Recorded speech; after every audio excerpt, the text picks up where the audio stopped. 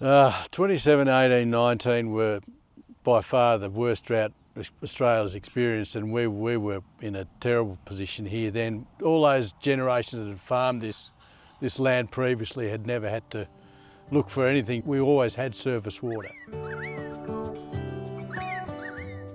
Yeah, Chris Blunt, we're here on Bondonga, 10 k's east of Orange, on a multi-generational sheep farm. Farming here is myself and my father, and along with my mother. We're running 4,000 composite ewes, namely Australian whites, with a new breed called Sheep Master infused into them. Predominantly a meat operation. My great-great-grandfather jumped on a ship from Kent, came over here in 1840, opened a pub and a butcher shop, and then started putting the country together about 1880. This particular place was granted to William Charles Wentworth, and we bought it from that estate in 1902. So we've been farming here since that time, and Nick's children are 7th generation on this property.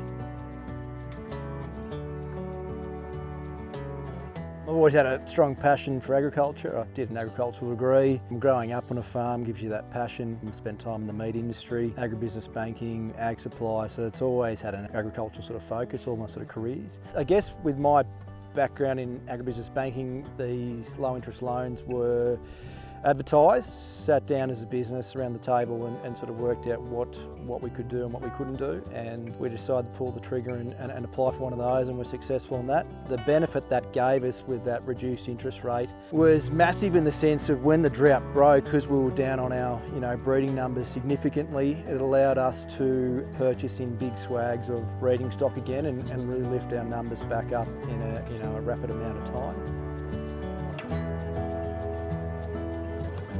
After that drought with the significant loss in water, we needed to pull the trigger on something which we had to make some serious investment around, water infrastructure and reticulated water system. I think what that allowed us to do was ensure that a stock are on good clean water a lot of the time, but the significant increase in weight gain with clean water is something which is huge when you're running a operation like we're running.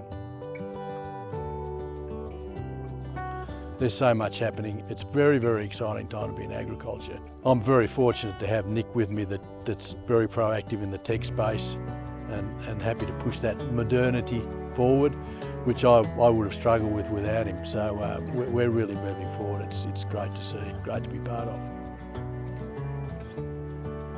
Rick's been wonderful, and it's a greater facility for Australian agriculture, a sector that's been undervalued by government for decades, but substantially really drives this whole total economy. And to have Rick there specifically financing the sector and driving us towards higher productivity is an absolute game changer for the whole agricultural industry. And long may it remain. It's been wonderful.